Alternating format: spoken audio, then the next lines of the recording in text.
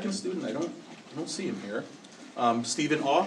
Yeah, there he is. Is he? Oh, I didn't see you over there. He must have snuck in on me. Come on up. Stephen Aw.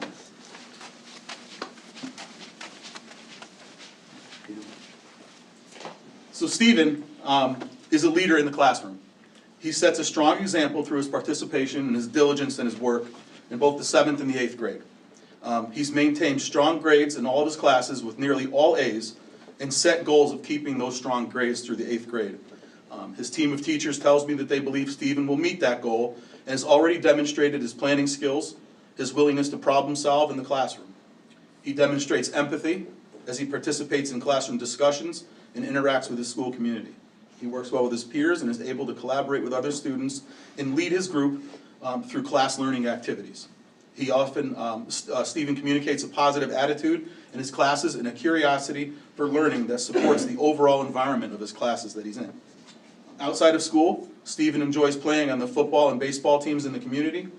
He's also a student who implements our Portrait of the Graduate characteristics in everyday activities. So we're delighted to recognize Stephen for all of his great work and to offer him, to award him the CAPS Award.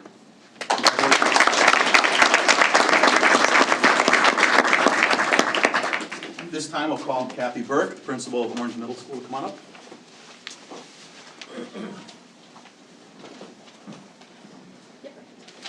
Hi, good evening. Nice to see everyone. I'd like to introduce two students that really stand out, not only for all the characteristics mentioned for the Superintendent's Award, but also for being outstanding models for their peers. And they're not necessarily the students that stand out that you see all the time, but often the quiet role models that other students would aspire to be. The first student I'd like to call up is Quinn Smith.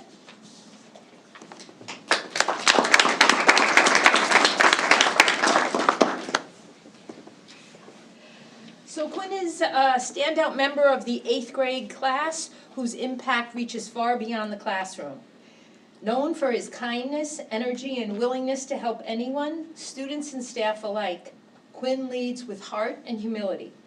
He's a motivator in class, a team player on group projects, and someone who isn't afraid to take risks for himself and to advocate for himself and others.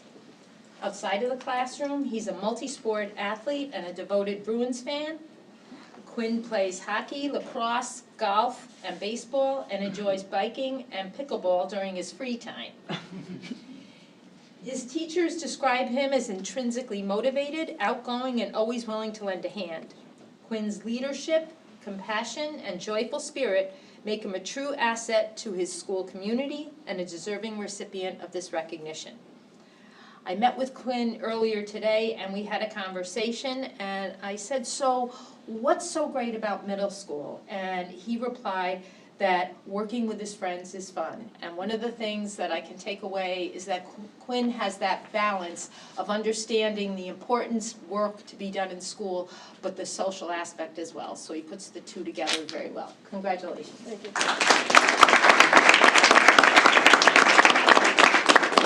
The next recipient is Elizabeth Skates. Can you please come up to the podium?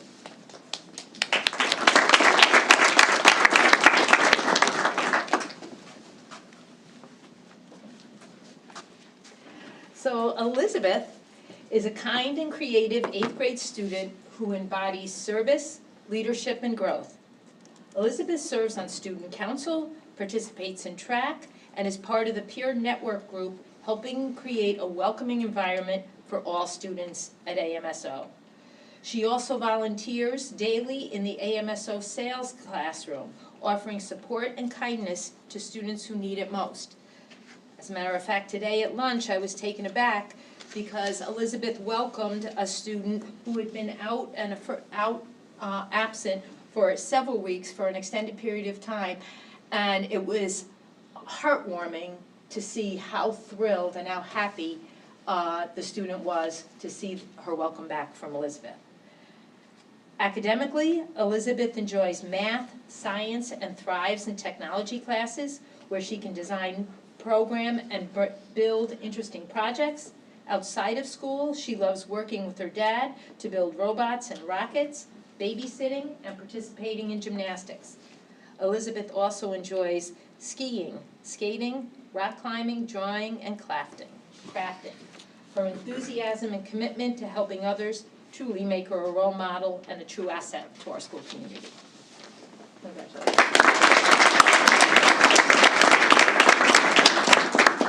Now Mr. Hauser for the high school.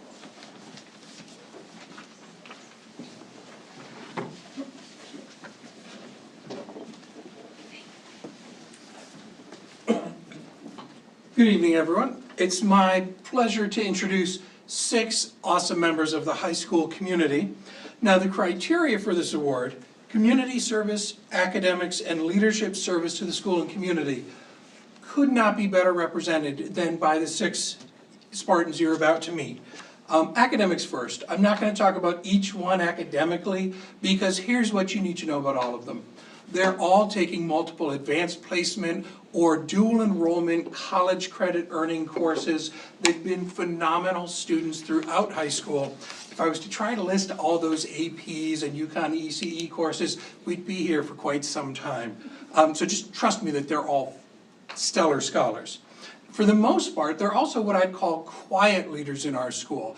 They're those people who are going out there, getting things done, leading by example, but not really going out of their way to make a lot of noise in doing so.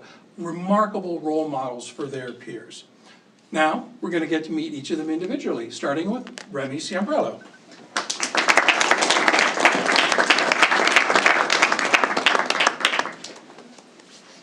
We have a very detailed 9th grade orientation program called Link Crew, and Remy is one of our Link Crew leaders. She's also a member of our Creative Writing Society for all 4 years of high school, currently serving as the vice president, or formerly serving as the vice president, currently serving as the president.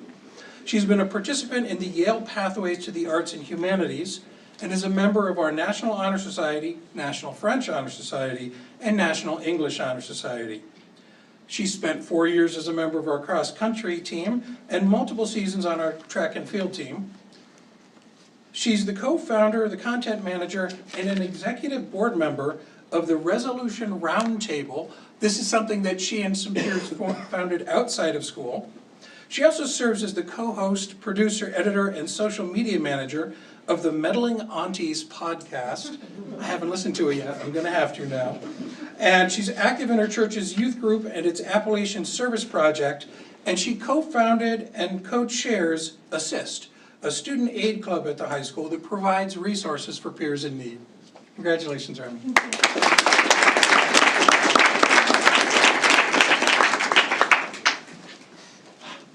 Now, our next honoree is not able to be here this evening, but as you'd expect from a really organized young leader, he sent a representative. So, standing in for Daniel Delpreet in our senior class, could I have Sarah Delpreet in our 8th grade at Bethany come on up?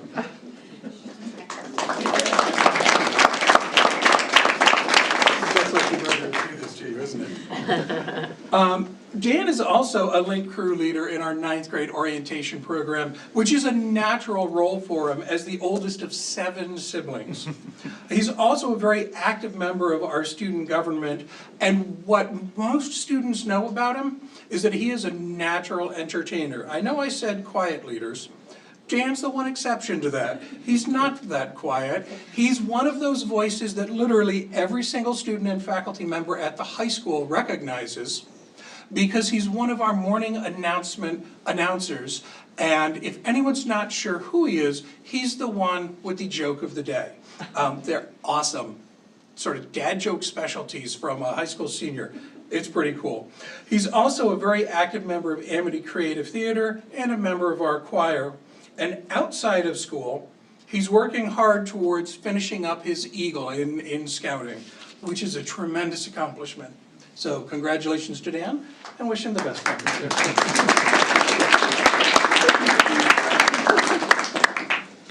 Next up, we've got Oroku Igo Amadi. Come on up, Oroku.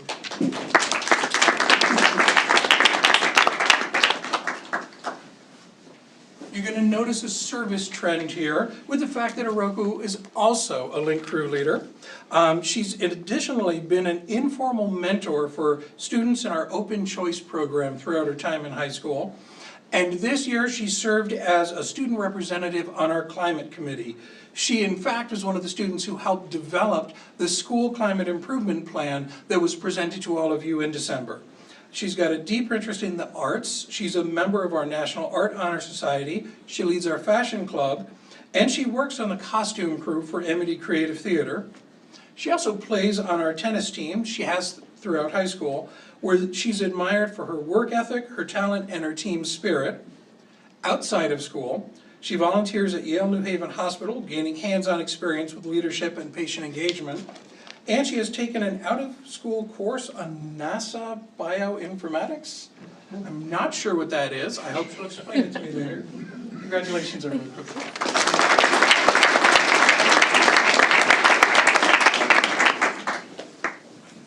Next up, don't sit down, Will Keenan. Will is yet another leader in our Link Crew freshman orientation program, and I know he's one that the students, the ninth graders, really do look up to. He's a member of our student government, where he currently serves as the treasurer for the class of 2026. He's the goalie for our boys soccer team, and he's really known for his passion for music. He's played both trumpet and violin for years, and is a member, or was a member, of both our school's band and orchestra until this year. He had to step away from orchestra due to some of those very challenging courses he's taking, but he is still playing in our band. And he's also playing outside of school, where he's a member of the Greater New Haven Youth Ensemble. Congratulations, Will.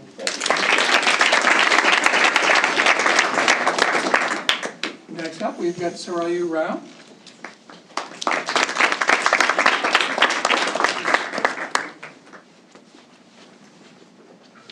And what do you think I'm going to mention first about Sarayu? She's a Link Crew leader in our 9th grade orientation program. She's also a member of our National Honor Society. She's participated in the Yale Pathways to Science, where she has attended neuroscience workshops and classes. She's also a talented musician and performer.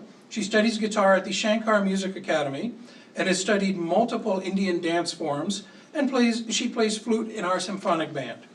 She works at the Eli Whitney Museum, and she has achieved an exceptional milestone for a high school student by conducting independent research and authoring a scientific paper soon to be published in the American Journal of the Health System Pharmacy, where she is listed as the first author. That's pretty amazing. Congratulations, Sarah.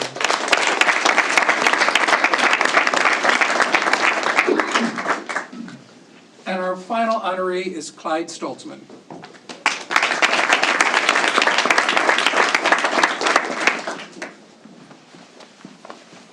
And in case you were wondering, yes, we're going to go 6 for 6.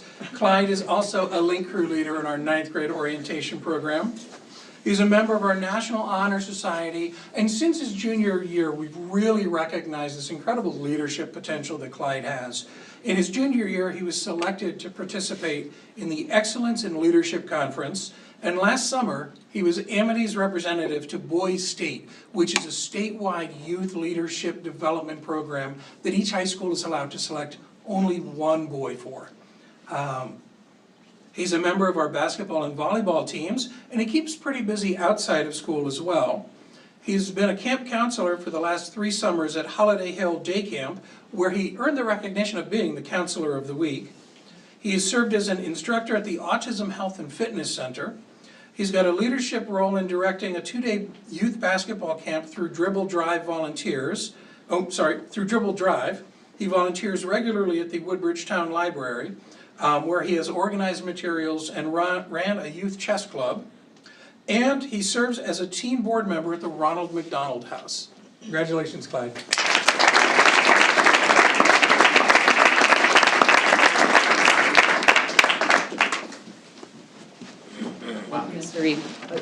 I am at a loss for how impressive the students are and the accomplishments that they've already achieved. And I'd love for us to give them one more round of applause. And then we're going to do them a huge favor for them making us look good, and we're going to let you all sneak out so that you don't have to endure the rest of the board meeting with us. So if we can have one more round of applause for the students.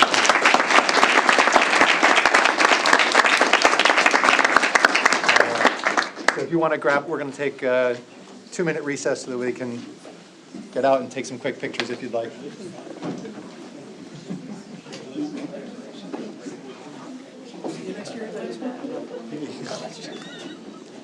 How are you? Good to see you. I'll talk to you later.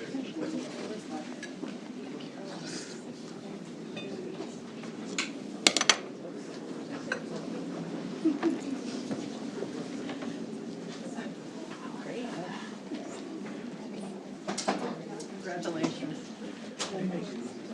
Carol, you can squeeze in between us, or if you want to spread out, there is room down there. Down to a place with more space. Can you just hand her name tag, please? There's an extra iPad down there. Thank you.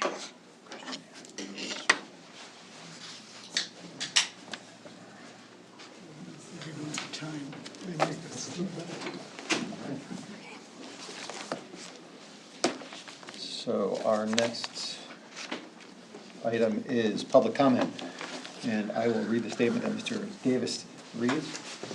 At this time, the board would like to invite members of the public up to the lectern for public comment. Please state your full name and address.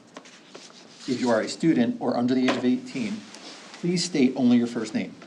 Each speaker will be allowed up to 3 minutes for public comment. Also, the board reserves its right to limit the public comment on any one subject to 20 minutes. Please note that as a matter of board policy, the board does not respond to public comments or questions, but may discuss the subject and response, if appropriate, at a future time. At this time, if anybody has public comment. My name is Liam Roselle. I'm from Bethany, Connecticut.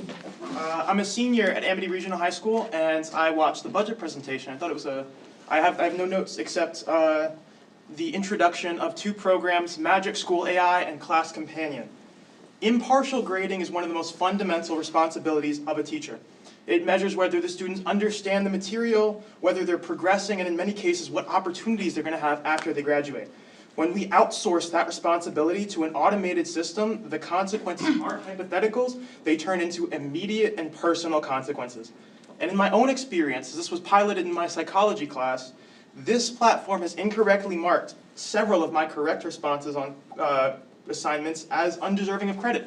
And upon appeal to a teacher, I meet the threshold for full credit on all questions. And that should raise serious concerns to every member of the board.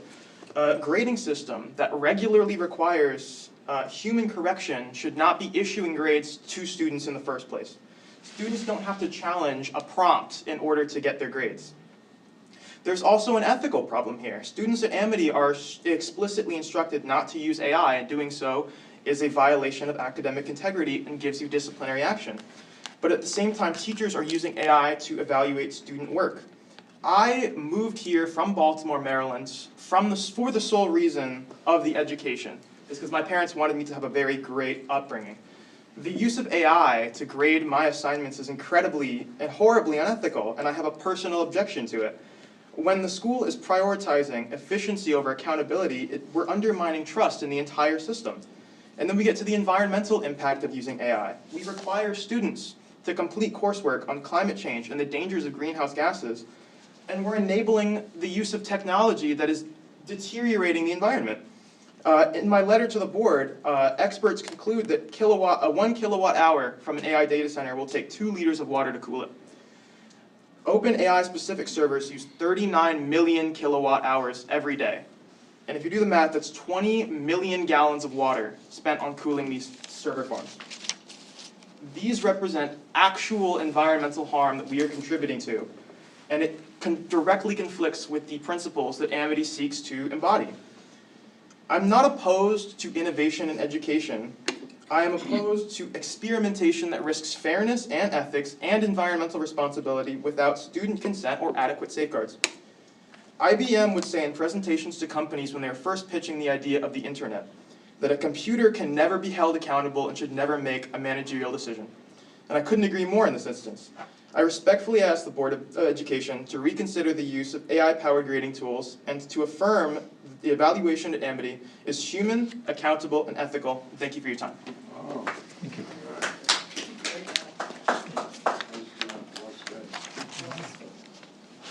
Thank you. Are there any other comments?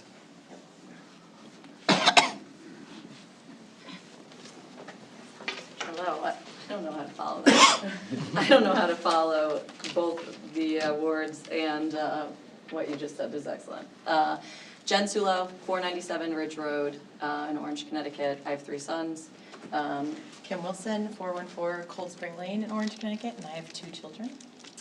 So I'm the treasurer of Amity Basketball, Travel Basketball. This is the vice president of Amity Travel Basketball. We're here representing 113 Amity youth participants in our program. They span all 3 towns from grades 4 all the way up through 7.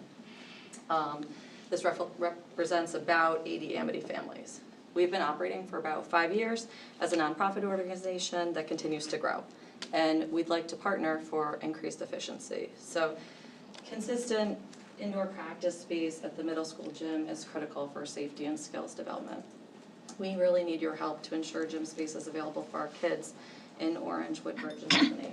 Our families that we're representing today are growing increasingly frustrated with the process that we would be delighted to help refine. In prior years, gym space has been limited. Our teams have had to practice in other towns as priority in Amity was given to non-resident teams and individuals, not organizations like ours. Last year, we began formal coordination with the Orange Parks and Rec to secure gym time, and we got limited access to the middle school gym. Today, middle school booking is limited to 6 weeks at a time, requiring repeat requests. We put our requests in July, we go back and forth, and we can't get approval till November.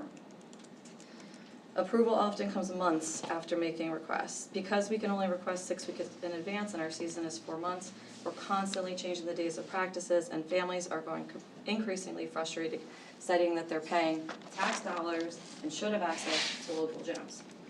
Our major concerns are threefold. One is delayed communication. The approval process is currently broken, and we would love to partner to help fix it.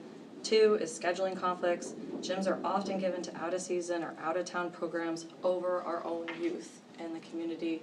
And 3, game access. Surrounding towns allow use of their middle school and high school gyms for youth games on weekends. We currently have to use Laurelton Hall and pay for that. Youth football is able to use the fields for free.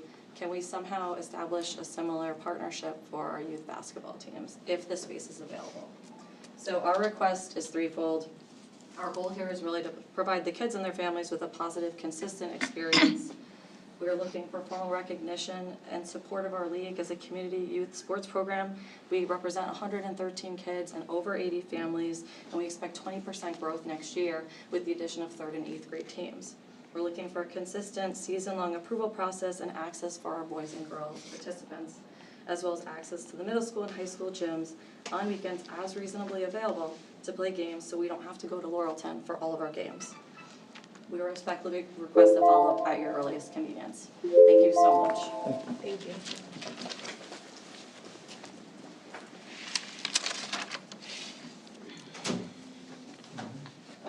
Anyone else? All right, so if there is no other public comment, we will move on to item 6, correspondence. Dana's not here. He's not here. Okay, so then we will move on to chairman reports. We'll start with ACES. Just a quick update on ACES. I've been, as our representative to that board, part of the process to, part of the sort of hiring process, outlining the job description for the new executive director search. So that's.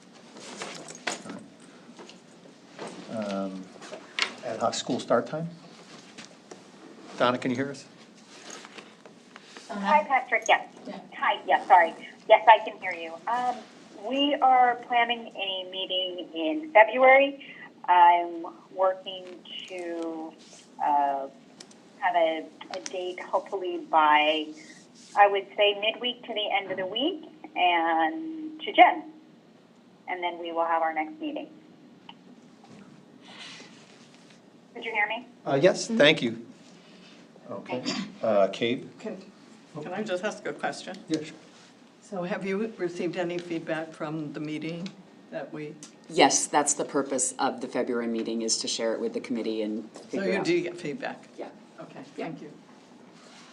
All right, Cabe? I was sick most of the month, so no. All right. The only thing I'll point out from CABE, if you haven't received it, is we do have a series of 3 webinars. They run from noon to 1:15 on budget development and adoption, and then financial oversight. So if this is something that you have an interest in, if you struggle to register, and you would like to attend, let me know and I can get you registered. But the first one is actually January 13th. And then they have one February 25th and March 19th. All right, communications, We'll meet tomorrow. curriculum, No report at this time. The next meeting is February 9th. district health and safety. We met December 10th. The next meeting is March 25th. District technology, there is a report in the packet, so it looks like some Promethean boards installed. And then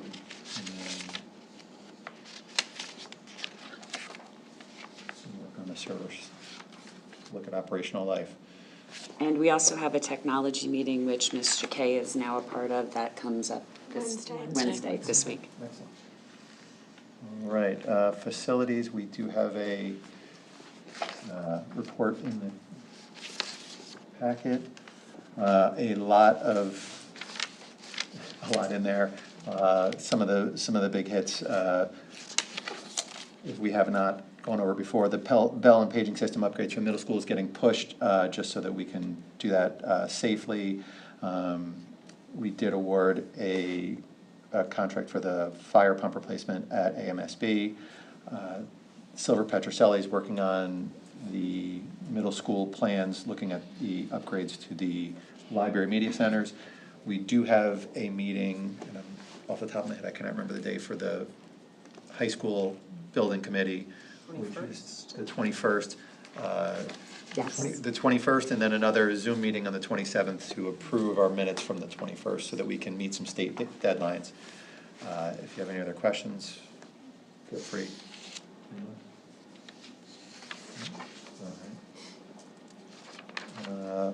And to the meat of the meeting, finance.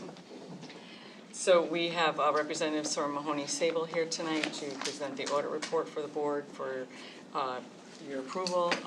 Samantha Thomas and Mike Van Deventer.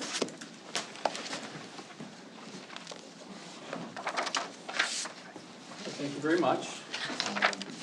Again, my name is Mike Van Deventer. I'm a partner in Mahoney-Sable, ultimately responsible for overseeing the audit and issuing the reports on behalf of the firm. Again, Samantha Thomas is joining me. She's the senior manager at the firm, and she was really responsible for the day-to-day execution of our audit procedure. So, again, everyone should have received the actual financial statement and compliance reports. Again, from our perspective, the audit went very well. I'm not going to go through those reports in detail. I'll go through my presentation. Again, happy to answer any questions as we go along. But if you can turn to slide 2 of the presentation, in terms of scope of work, again, from prior year, we did do an audit of the district's financial statements. That audit was performed in accordance with both the auditing standards issued by the AICPA, as well as the government auditing standards issued by the Government Accountability Office. In addition, based on a level of federal and state funding that was received and expended by the district, we did also perform both federal and state civil audits. We also perform an agreed upon procedures report on the end of school year reports that are filed by the school district with the State of Connecticut Department of Education. In addition to those attest services, we do perform some non-audit services for the district. So we do assist in the preparation of the financial statements, the schedule of expenditures of federal awards, the schedule of expenditures of state financial assistance, and related notes. We also assist in converting the district's governmental fund financial statements to government-wide financial statements. In order for our firm to perform these non-audit services and remain independent of the district, management is required to oversee those services and ultimately accept responsibility for them. Again, Terry, as the Director of Finance and Administration, has accepted responsibility for those services. We do issue several reports in connection with our work. In terms of the report on the financial statements, we issued unmodified clean opinions. Again, an unmodified opinion was expressed when we concluded that the financial statements are fairly presented in accordance with accounting principles generally accepted in the United States of America. I do like to point out that our opinion does provide reasonable assurance that the financial statements are free from a material misstatement, whether due to error or fraud. Again, we do not provide absolute assurance. We do not test every transaction. We utilize sampling in our methodology. The financial statements do include some estimates, and therefore we cannot provide absolute assurance. Again, reasonable assurance is still a very high level of assurance. In addition to the report on the financial statements, we issue a report on compliance and on internal control over financial reporting.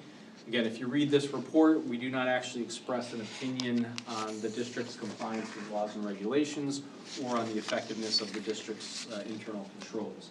Essentially, during the course of performing the financial statement and compliance audits, if we become aware of a material non-compliance with laws and regulations, or what we consider to be a significant deficiency or material weakness in internal control, we're required to include it in this report. Again, we did not report on this. In connection with the federal civil audit, we issue a report on compliance and on internal control at the federal award level. Again, in this report, we do actually express an opinion on the district's compliance with its major federal programs. For fiscal year 2025, the total federal awards that were expended were approximately $1.1 million.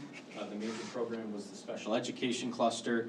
Again, we issued unmodified clean opinions on compliance over that program, and we did not report any deficiencies over grant compliance.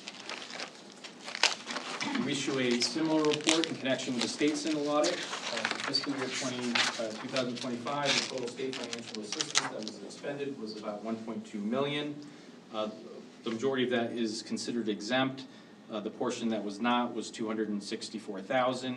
The major program was the Open Choice grant program. Again, we issued unmodified clean opinions on compliance over that program, and we did not report any deficiencies in internal control over the grant compliance. So again, very clean report from an audit perspective. Next section goes over our financial highlights. The first slide goes over your general fund budgetary highlights. Again, no amounts were utilized to balance your original budget. Your final budget did include use of the district's prior year budgetary surplus in the amount of just over $1 million to reduce your number of town assessments.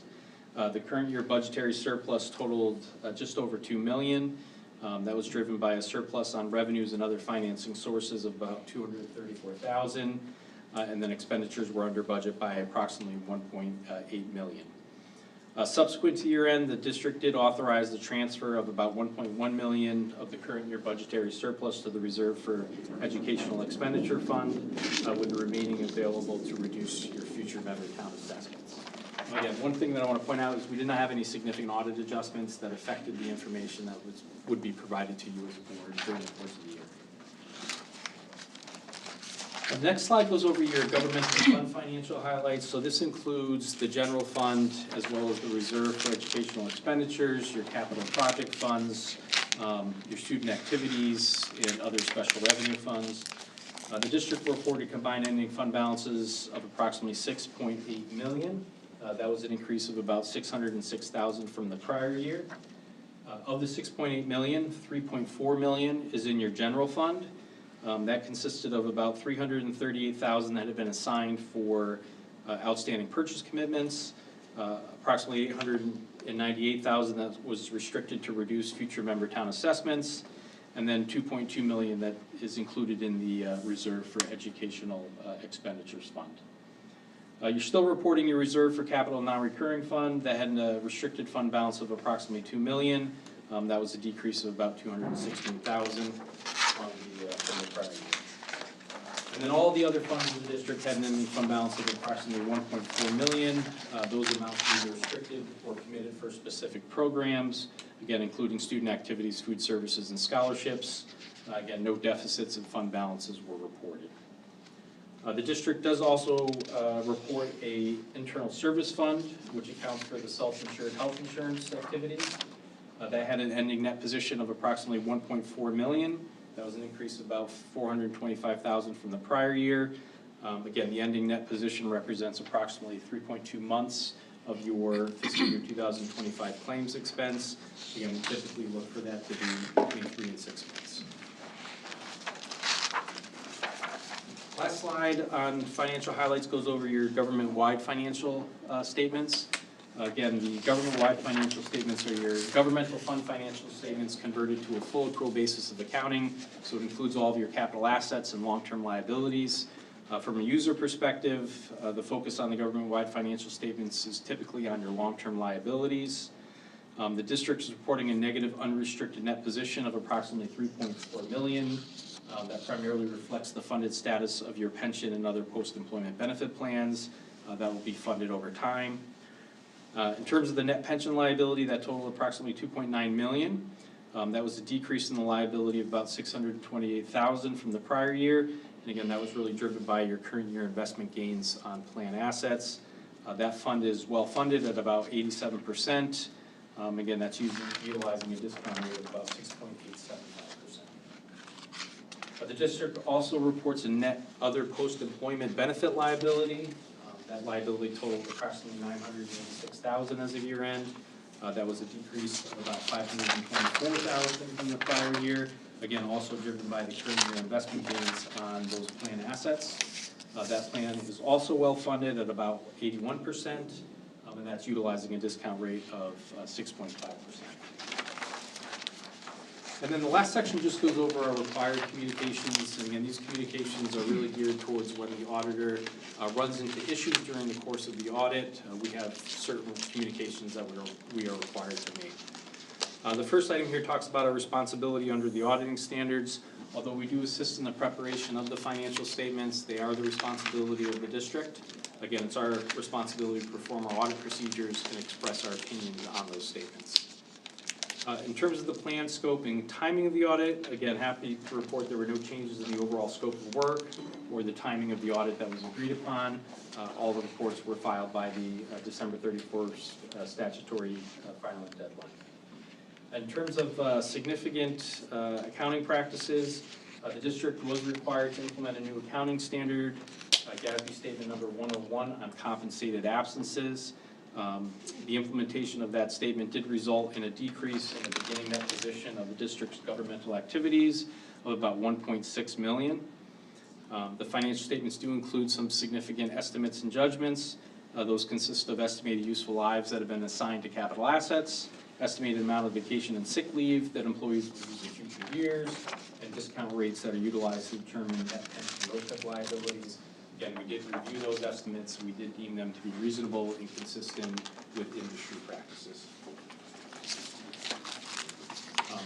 Happy to report there were no significant difficulties encountered in performing the audit. Again, everything that we requested from the district was provided to us in a timely manner. We had no uncorrected misstatements. We had no disagreements. We did obtain a management representation letter. Again, there were no unusual representations that we requested from management. And we're not aware of any consultations by management with any other independent accountants. So with that, that concludes the overall presentation. It really summarizes the reports that were issued in connection with the audit. Happy to answer any questions that any of the board members may have.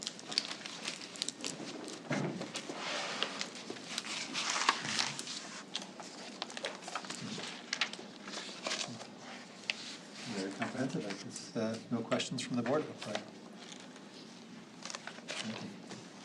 Thank you. So you have a memo that I left at your place to take action on the audit report and the reduction in the member town allocations. Thank you. Thank you.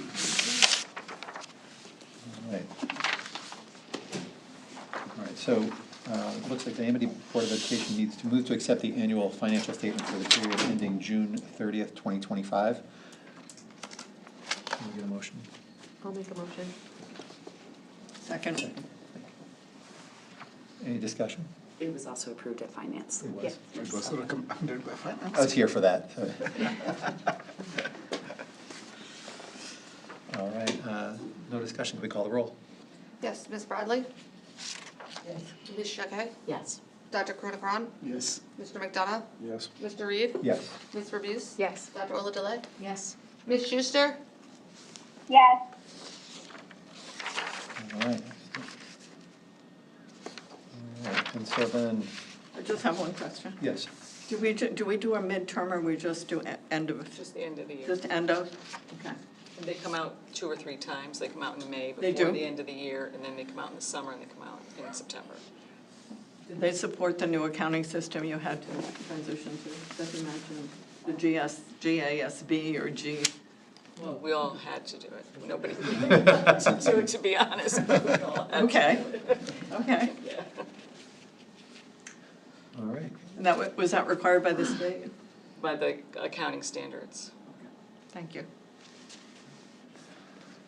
So then the next motion that we need would be to move to authorize the superintendent of schools to reduce the March allocation payment of the member towns by a total of $898,605 as follows. The town of Bethany, reduced by $147,479.35.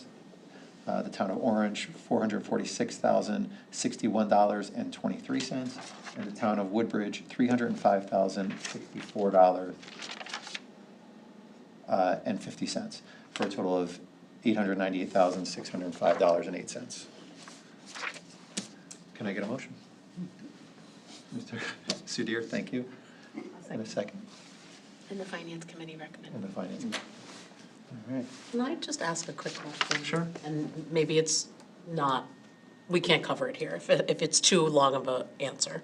But returning the monies to the towns, when we're planning on bonding for 5 years, what is the kind of reasoning behind that versus keeping that money for what we would bond for? So statutorily, we can only keep up to 2% of the prior year's budget, and then, The towns must vote on bonding.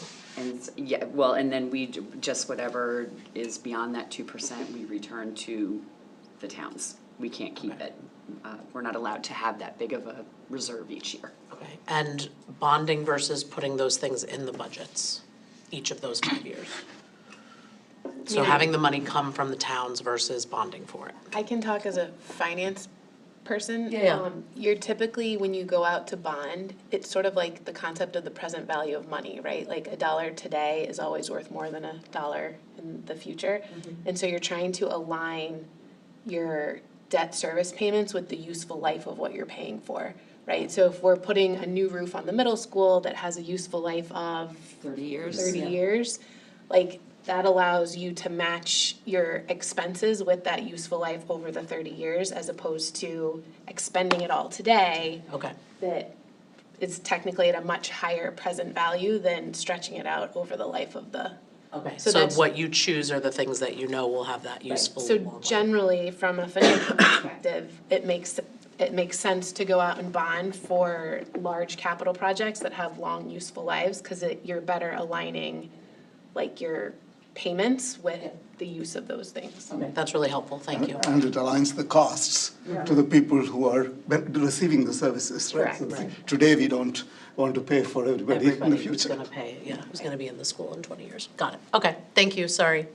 No? No, good A question. Great question. Don't be sorry. Thank you. I didn't know if it was a larger conversation, but I figure since it's related, it's good to have that, at least background to understand. Any other questions or discussion?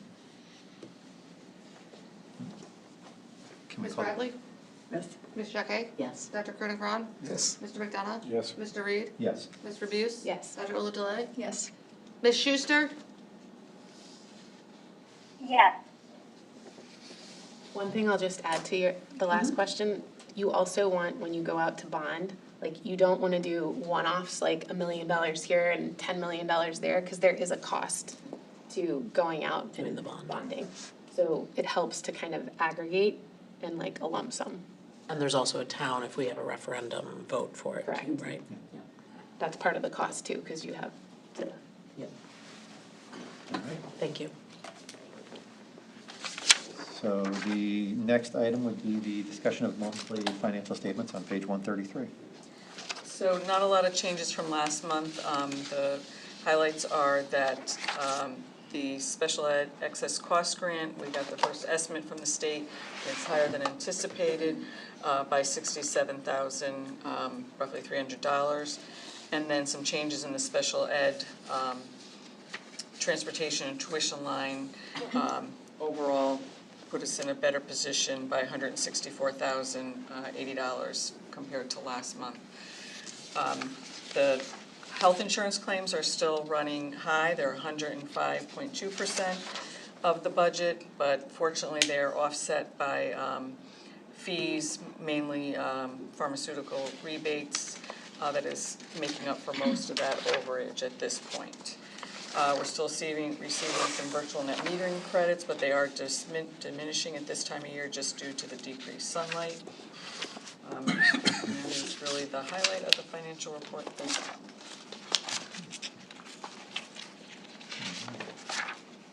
And then on page 165, the approved transfers under $2,000. And the new ones actually are on page 166, more recent ones.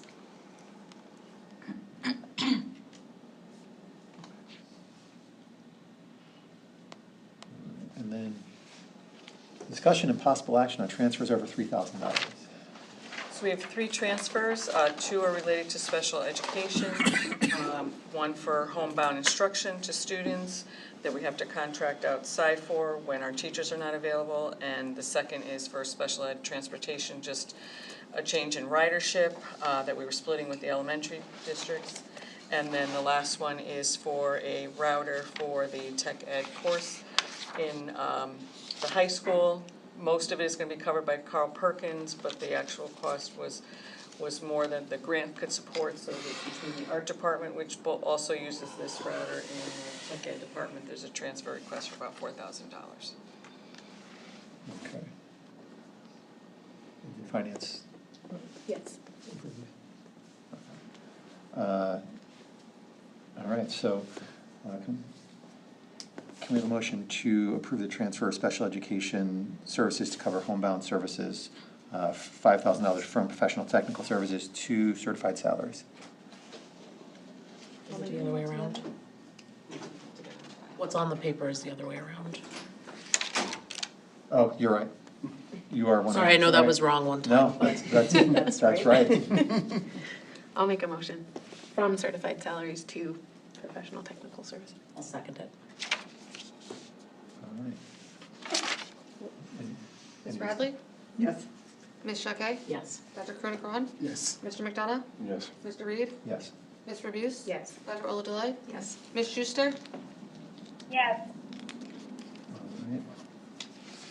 And then we need a motion to move to approve the transfer for special education services to cover transportation services, transportation public out, $7,500 to transportation public out from tuition public out.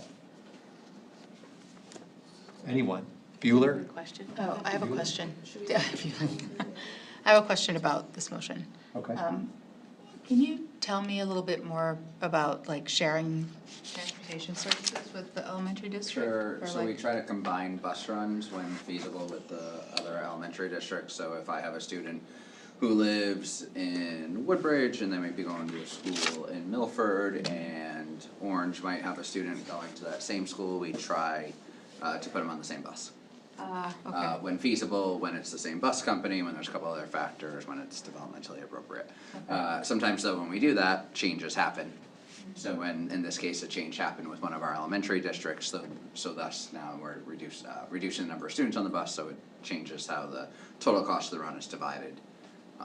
So we end up paying more of the full cost of the transportation when other towns don't share with us. And it's not just the BOA district, sometimes we'll share with the other districts, depending on if we're literally going through their towns to get to wherever the school may go. Thank you. I make a motion? I'll second. Perfect. All right. Ms. Bradley? Yes. Ms. Shuckey? Yes. Dr. Kunakran? Yes. Mr. McDonough? Yes. Mr. Reed? Yes. Mr. Buse? Yes. Dr. Oladele? Yes. Ms. Schuster? Yes. All right, excellent. And then the last one, we need a motion to move, to approve this transfer for a CNC maker fab router to the equipment replacement from, $4,036 to equipment replacement, with $2,000 coming from equipment new and $2,036 coming from instructional supplies. I'll make a motion. I'll second it. And a second. Ms. Bradley? Yes. Ms. Shuckey? Yes. Dr. Kunakran? Yes. Mr. McDonough? Yes. Mr. Reed? Yes. Mr. Buse? Yes. Dr. Oladele? Yes. Ms. Schuster? Yes.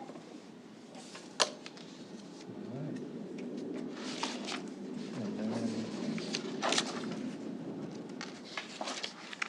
what do we have on the other one? There's 3 informational reports on the capital non-reoccurring fund, the educational expenditure reserve, and the grant fund.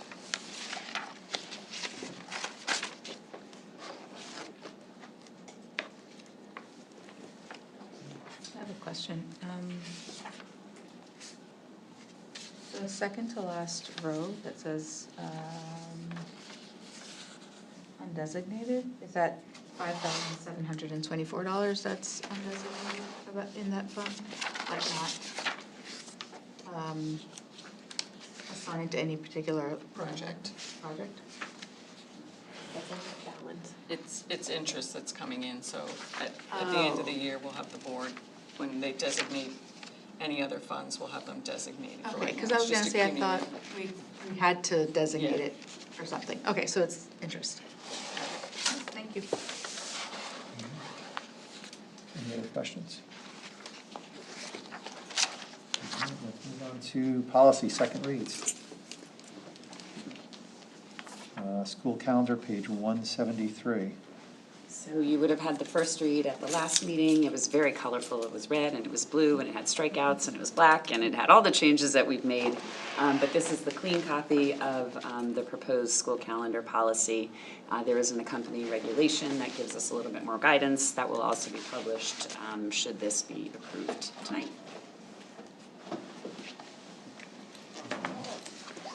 Can we have discussion, or Can we? do we have to have a can- motion Motion first? first. Can we have a motion and then discuss? If you want to discuss, can you make the motion? Sure, I'll make the motion. I'll second. Sorry. I'll second. When Paul's here, I'll make a lot of motions, so don't worry. There's only, I there's owe only you. 7 of us, Okay, I'm so just trying to keep it moving. gotta go for it.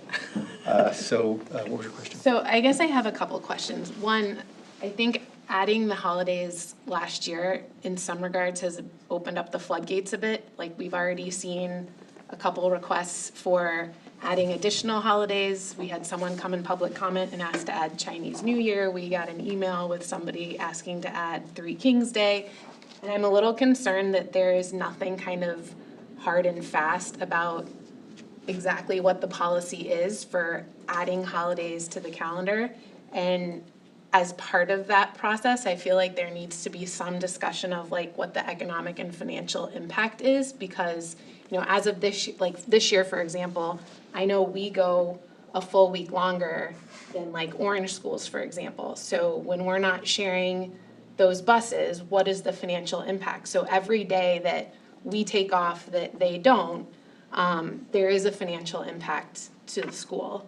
And I think there's a financial impact to the broader community too, when we are adding schools that are, or adding holidays that are not state and federal holidays, where parents now have kids at home unattended because they still have to go to work. And I know for older kids, it's not like a childcare thing per se, but I mean, I now have teenagers that I don't necessarily want home all day unattended by themselves either. So I'm just not sure that either A, can we just say like, as dictated by the state, or like, I just feel like this is very general, and I'm worried that we're going to continue to get, like, how many more holidays are we going to add, I guess is sort of the. Yeah, I The agree. regulation is more specific, has a date when a holiday has to be requested. It talks about the holidays that we have traditionally recognized in this district, which includes some of the Christian holidays, some of the Jewish holidays, and then some of the state and federal holidays, and sort of the idea of preserving our traditional holidays, but then also considering the impact, has a requirement that I would present it along with attendance data for both students and staff. So the regulation The has. state regulations behind this do all of Well, that. there are regulations, but our regulation has kind of what we would look at as a board to when a holiday is requested for consideration. Okay, so are you saying that's in the state regulations? No, there's no state, it's our regulation, it's the regulation that would go behind the policy. So a policy is sort of the broad umbrella, and the regulation is how we're going to enact that policy. So where is that regulation written? So I developed those, so we share it. So I think, and again, if there's interest, if you go back to, I don't know, 4 policy meetings ago, I will sometimes bring those to the policy committee so that they can see what we're already sort of thinking about. So I know it was in a policy packet from a couple months ago. But I also know we didn't move this through policy without knowledge that that regulation with some guidance was there. And regulations are nice because I can change them easily without bringing them to the board. So if it doesn't have language around financial impact, that can certainly be added as another piece of information to consider. I think the biggest thing driving it, though, is continuity of instruction for students, absolutely. and that sort of comes as our first consideration. So, I think there are a couple things that we should consider as a board in thinking about this policy. One is that the composition, though we have like same families, right, where we have schools with kids at different developmental stages. At the high school, kids are like developing independence and like their own opinions, perspectives, right? And so the requests for the holidays that were approved last year came to us from our own student body. This is what they wanted, and it wasn't just kids who celebrated Diwali and Eid. There were lots of kids that came in support of their friends, right? And my assumption is that's a way to sort of show value for others, right? And for other cultures, and respect. So I think we have to consider that, things may be different because of sort of the different developmental stages of kids across our schools. The second thing is that, it's really hard. I appreciate the desire to have sort of hard and fast rules. But this isn't one of those topics where I think we can have hard and fast rules. I think we need some guardrails to guide us, which is what we try to do with this policy. But hard and fast for something like this really just doesn't work, right? Like the demographics of the student body is, it changes. And so I think having hard and fast really makes the whole process of considering additions to or changes to the calendar really rigid, and not considering sort of the needs, the desires, the perspectives of our students. And I was proud that they came. They lobbied, and that wasn't their first time. They came the year before. So just wanted to share that. Did we have a regulation and policy on this previously? We had a policy, there was no regulation behind it, and the original, the existing policy that we still have is much shorter. It doesn't, it just kind of says that the board is gonna set a calendar and when possible align it to the elementary districts. It doesn't really give consideration for adding holidays, taking them away, having a periodic review or anything like that. For the new board members, if I remember correctly, there's no way to determine how many people of which faith, of whoever, we can't do that. General absence data. So, yeah, we don't have that data and aren't allowed to ask. Because I think the other aspect coming off of your side is, yes, we had people that came in support of it, but I mean, there was 15 or 20, maybe, on that big night of the holiday bit out of a school of 1,500. I mean, it's a moral dilemma, and I don't have an answer for it of how much of a minority does the majority, you know, when do you cross that line of if 100 people show up and want a new holiday, but 1,400 people aren't, So. how do you make that decision? So when I look at that policy, I don't know how we respond to the letter we just got around another holiday, right? I mean, That's asking for two more in I don't see January. clear criteria that There helps are me not work going- my way through. Right, there won't be. There And so- never will be. And again, that's your job as board members. You listen to your community and you represent your community. And I mean, and that's how the original policy was written, that you, as representatives of the community, will make the decision that is in the best interest of the kids, first of all, and then that reflects your community, your three communities' values. And again, because holidays tend to be tied to, at least as of right now, some sort of religious observance, you will never have that data. It will never be hard and fast data. I understand that, all right, but so we get this request, and you say you have the regulation. Yes. To work through that. Yes. So what is that? So again, I refer you back to the policy committee meetings from maybe 3 or 4 months ago. I don't have the regulation right here, but there are things that you will take into account when you make that decision. It is not data-based, but they are things that you should think about before you say yes or no.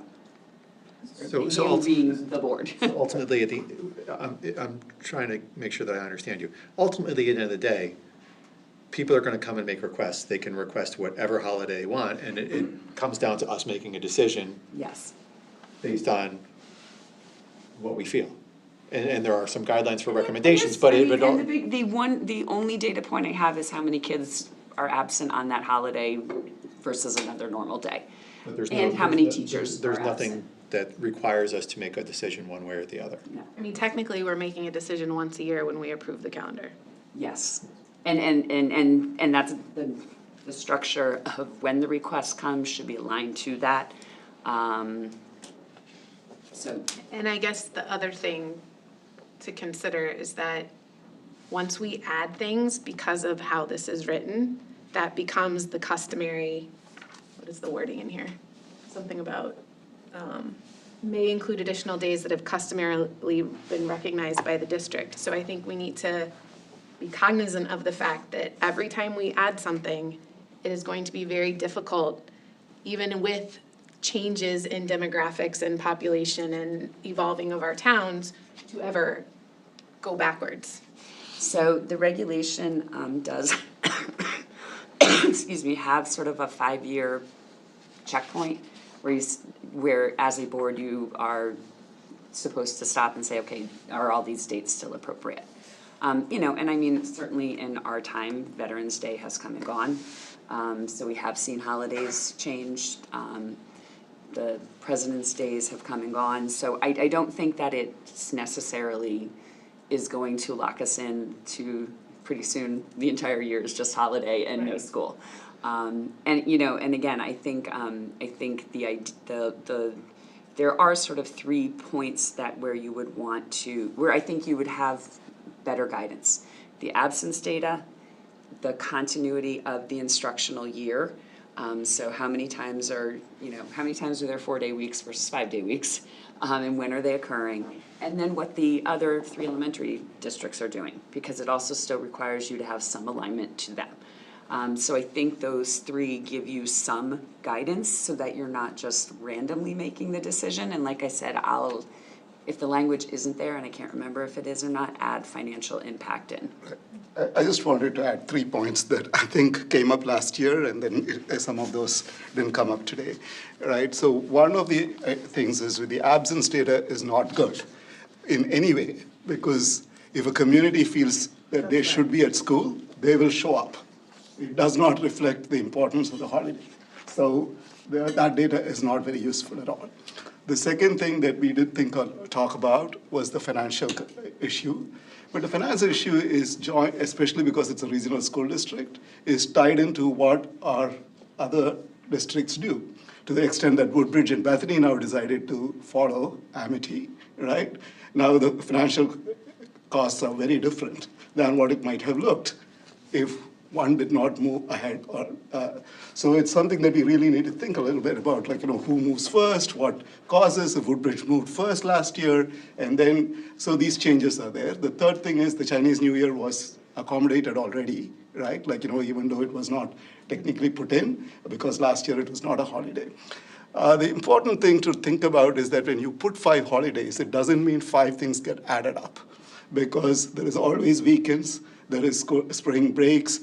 So someday the Chinese New Year didn't come up last year because it coincided with the spring break. So the more days we put in, it doesn't necessarily mean now 5 days are going to go through.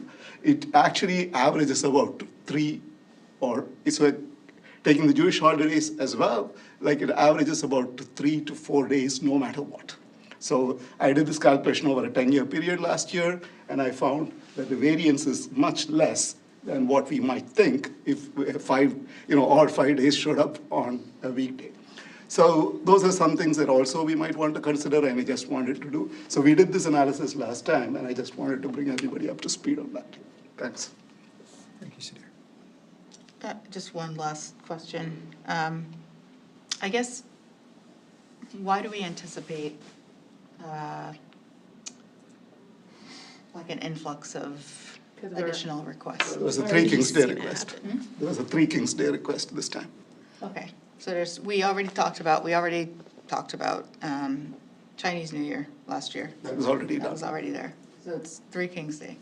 Yes, but I think the other thing, and this is what we're seeing, I would say, more statewide, is that there are communities, particularly our urban areas, that tend to have a more diverse population. They tend to be the ones who first make the changes for the holidays. And then I think, depending on how they respond, then surrounding communities start to respond that way. Our population may not look the same as that more urban area. So I do think we have to be cognizant of that just because our neighbor in New Haven may be offering a holiday, that is not necessarily reflective of what our attendance would be or our student demographics. I do remember last year when we considered both Chinese New Year and Diwali, we looked at the percentage of our students who actually identify as Asian and use that as a data point, because we are extremely high when you compare us to other school districts in our Asian population of students. If you look at our population of students who identify as Hispanic, it's extremely low when you look at it compared to other surrounding or other communities. So again, there are a couple places where we could have data, so to speak, but there's a whole lot of bias and assumption that goes behind just using the demographic data, but it could also be helpful for us.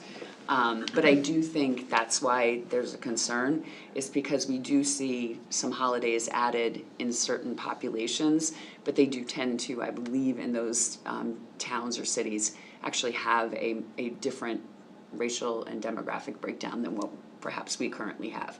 But somehow, because their neighbors are doing it, we share services, we share busing, it starts to catch on. And to your point, like, the Asian population is higher in the suburbs. And so most of these school districts that have had the Diwali have been the suburbs and not the bigger towns, right? Whereas Three Kings Day is more in the urban school districts than in the rural school districts. Yeah.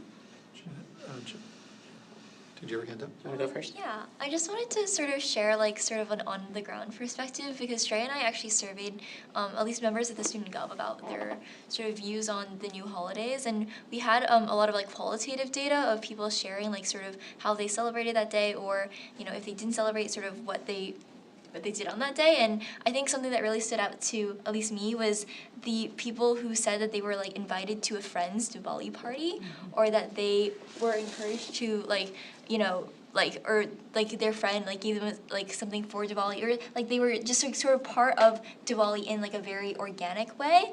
And I think that because we're currently sort of thinking about how to improve our school climate, especially for the groups that were identified in the data as more likely to feel like not part of the community. I think offering opportunities for those kinds of organic experiences for people to have that kind of intercultural exchange might be even more meaningful than like whatever like sort of programming that we might try to shove down people's throats. Yeah.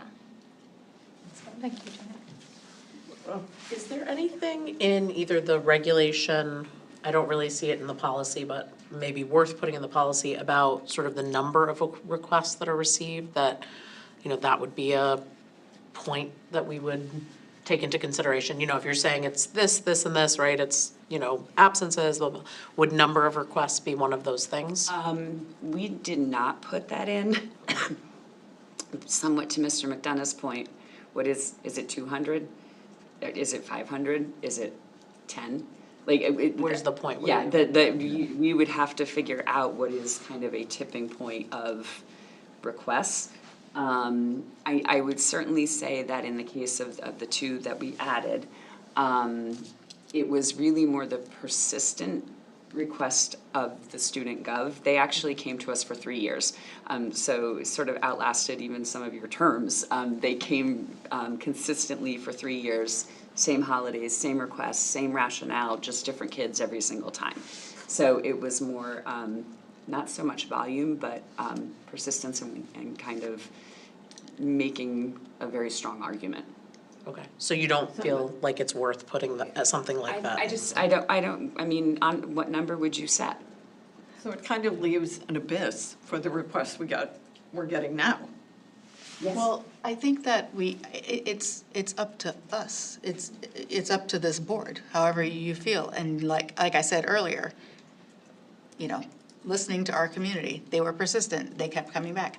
I think it's really tricky to think about numbers and setting a number because, I mean, if you think about it, like if this school was predominantly full of boys, right? And they're like, girls can't run for student government.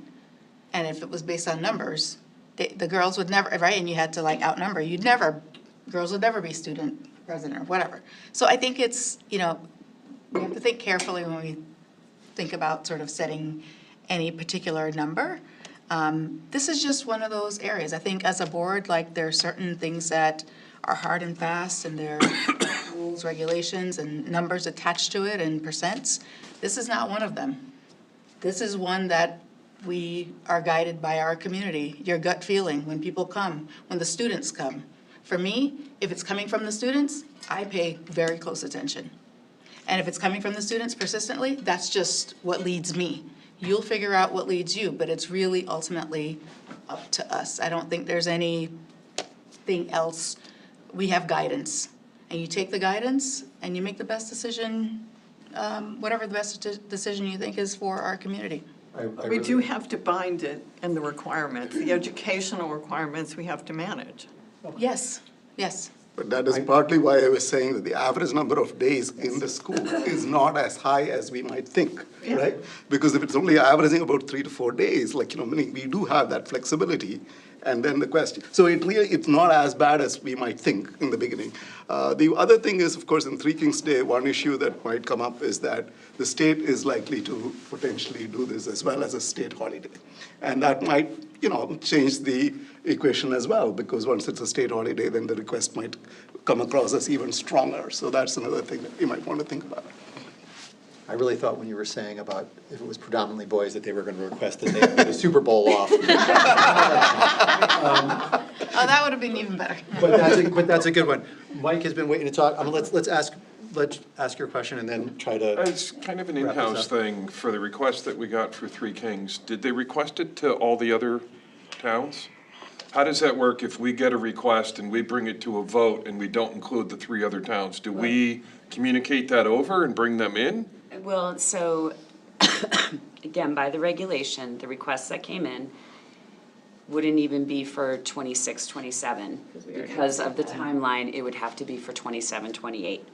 In my development, because remember, I work with the BOA superintendents before I even bring a calendar to you guys so that we can line up. So I would go to them and say, hey, we had this request, did you?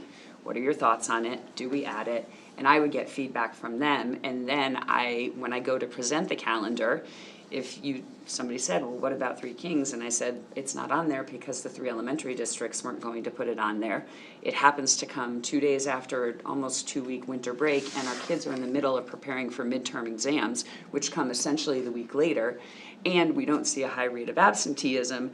I'm not recommending that day. But that's the process that I would go through, and then you as a board would have to listen to that rationale laid out and decide whether my rationale is accurate or it's not reflective of the community, and you decide to add it in. That would be kind of the process. All right, well, at this point, I think we've had a robust discussion, and I will see if we can call for a roll. Ms. Bradley? No. Ms. Jacquet? Yes. Dr. Krutikaran? Yes. Mr. McDonough? Then I abstain. Mr. Reed? Yes. Ms. Rebuse? No. Dr. Oladile? Yes. Ms. Schuster? Yes. 5 yeses. Motion carries. All right. That carries? 2 noes, 1 And abstain. Yeah, 5 yes, so motion carried. Okay. I also know when we do the calendar, we look at professional development as well, and I feel like there might be That's it, some. you're trying to squeeze it all in. But there also might be some leeway in that if there's, something that we feel like really affects the community versus the teachers, or something that maybe that becomes a professional development day and not a holiday, especially if we look at the absence. I know it's I know not super Jen struggled accurate, with that last year, though, when we were trying to fit the holidays in and the professional development. Are we allowed to do that? Like, I thought, like, and we have a school holiday, the board declares a holiday, the teachers. Actually, you can't make the teachers work more than Yeah, they're assigned to in their contract. And right now, our teachers are allowed 4 days of professional development. And we stack 3 in the summer because we really need them in August to get ready for the school year. And we use the 1 for election day because it aligns with every other school district in Connecticut. That's our 4 days. So we don't have, so unless you want to impact bargain and change the teacher contract, we don't have that all type the of. rest are half-days? What Is about that- the minimum days for PD that are like once a month? So those we set on our own, and what we try to do is we try to pick times where it's going to be least disruptive. So there's some weeks where there's already like 2 days already out because of parent-teacher conferences, so we're not sending a 3rd day of kids getting out early. So we try to weave it into where we see the other potentially minimum days. So with that done, any new business announcements? I don't believe so. The only thing that I'll do, just to remind the board, is at our January meeting, it is our joint Amity Finance Committee, Board of Ed budget workshop. That meeting starts at 6 to help accommodate some of the Finance Committee members.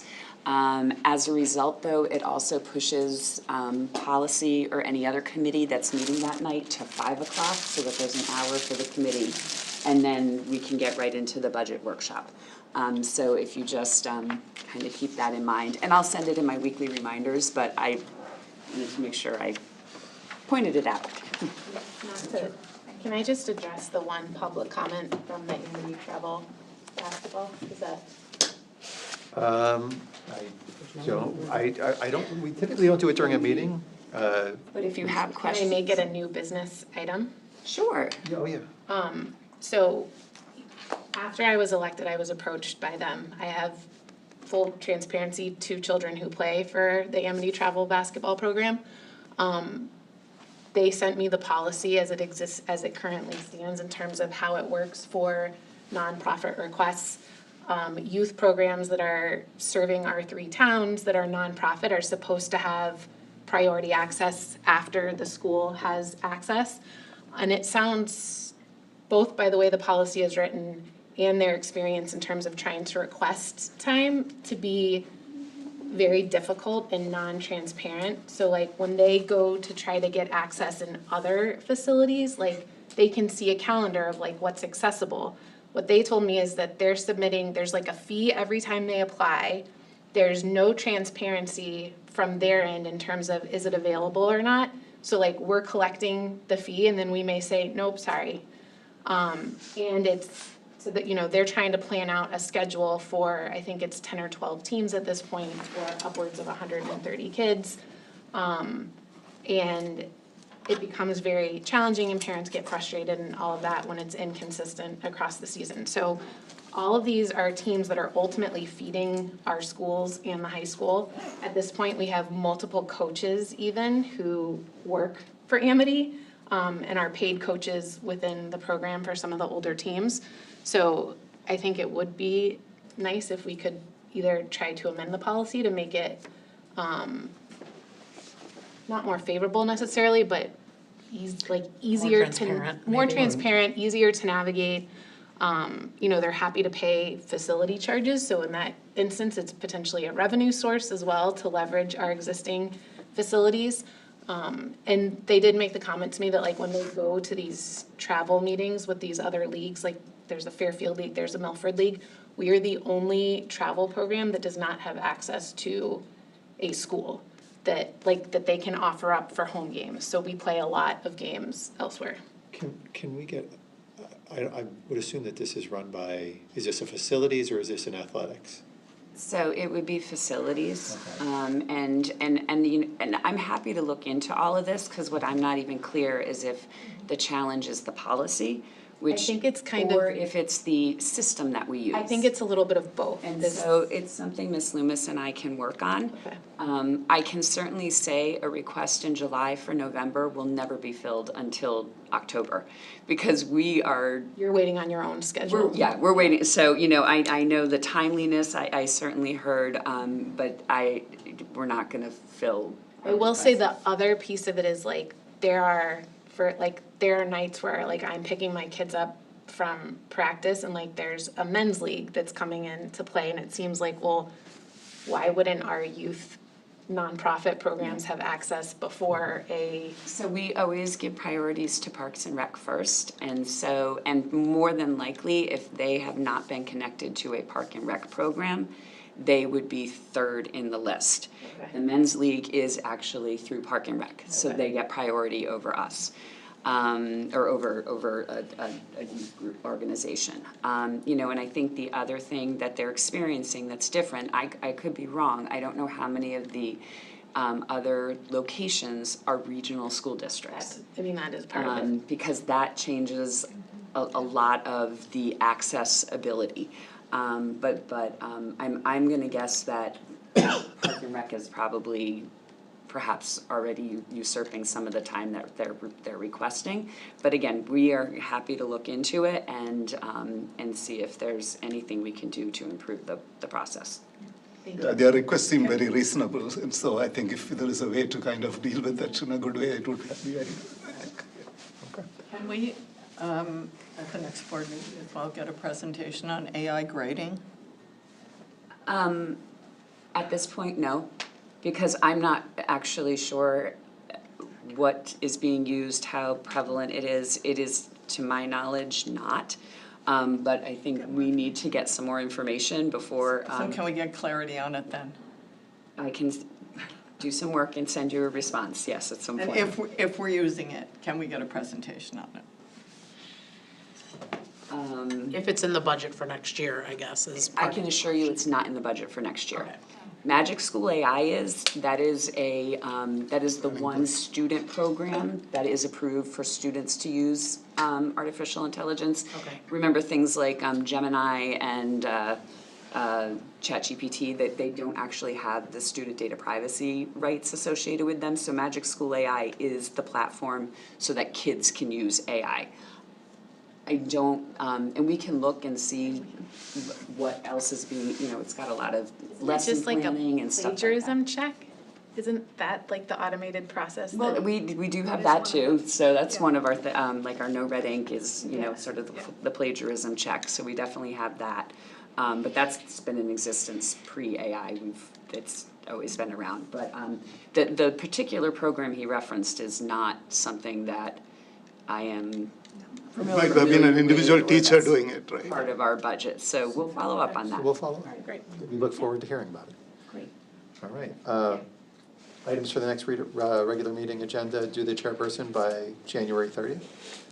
Hopefully that will be Mr. Davis here. And without objection, we're going to adjourn at 8:07. All right.